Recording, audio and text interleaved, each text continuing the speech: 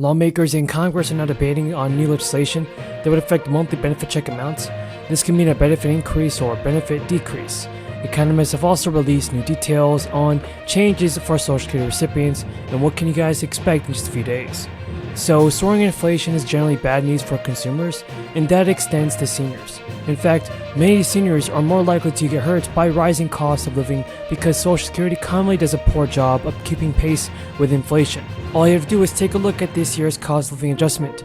Seniors on Social Security saw the benefits increase by 6% at the start of 2022, but since then, the rate of inflation has well outpaced that increase. No matter what 2023's Social Security COLA amounts to, it's fair to say that it will be notably higher than the 5.9% boost that seniors got this year. At one point, experts were saying that seniors could see a COLA as high as 11% in 2023.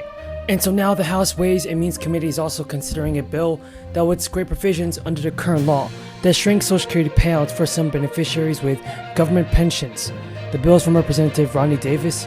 It will get rid of two provisions that aim to prevent overly generous benefits for former public sector workers or their spouses who qualify for government pensions. But it may also be entitled to Social Security payments. And it's the windfall elimination provision. It limited Social Security for 2 million people who qualified for benefits and had a separate pension.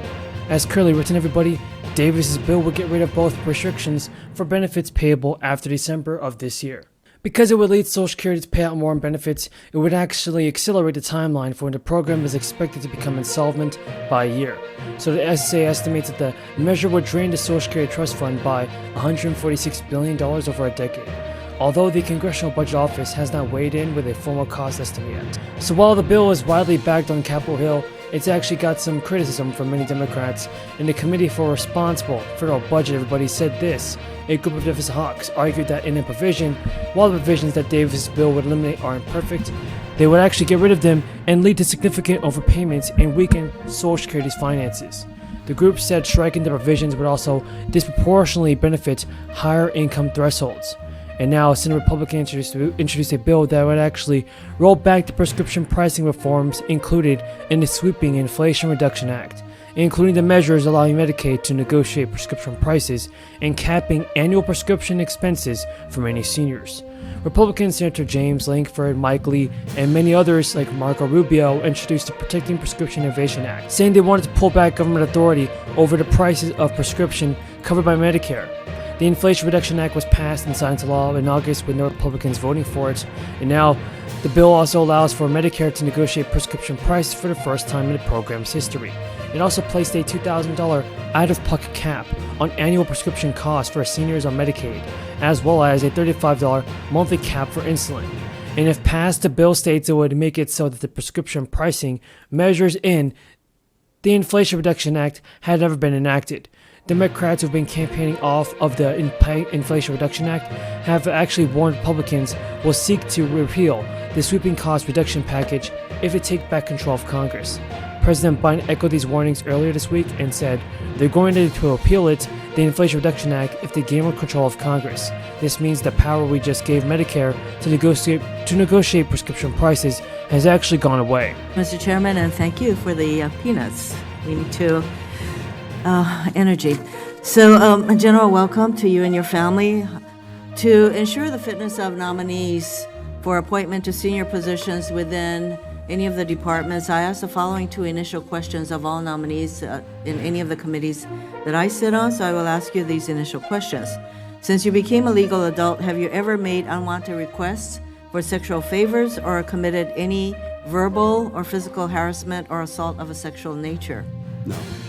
Have you ever faced discipline or entered into a settlement related to this kind of conduct? No.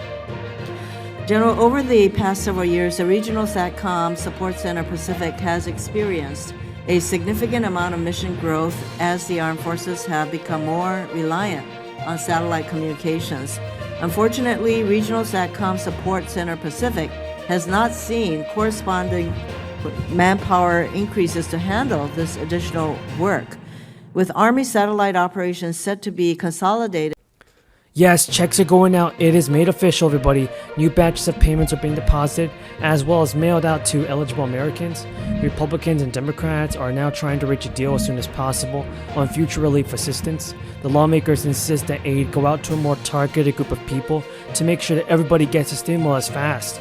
So now, folks, listen to this. 23 million California residents are about to receive tax refunds of as much as $1,000 thanks to one-time stimulus checks that the state has approved. The payments, which will total $9.5 billion, mark the largest of its kind in the state history.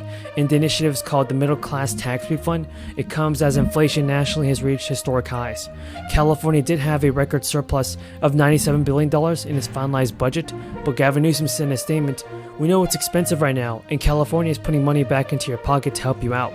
We're sending out refunds worth over $1,000 to help families pay for everything from gas to groceries." So to qualify to receive a payment, you must meet the certain requirements. You must be a resident number 1 of California for 6 months or more in the 2022 tax year and be a current state resident. You must have also filed a 2020 tax return by October and have adjusted a gross income within the required thresholds. And payments for eligible couples, everybody who file jointly, may range from $1,000 to $400. And not only that, everybody, but listen to this. Qualifying individuals may receive $200 to $700. The amount of the checks depends on 2 factors, which is your income and, of course, the number of dependents. And the most generous amount is $1,000.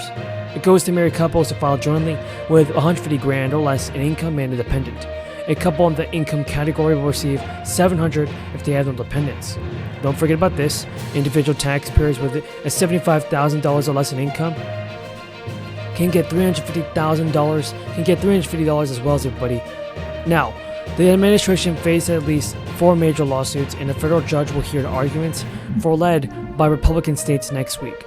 And now at the end of August, Biden announced up to $20,000 of debt relief in federal borrowers making under $125,000 a year.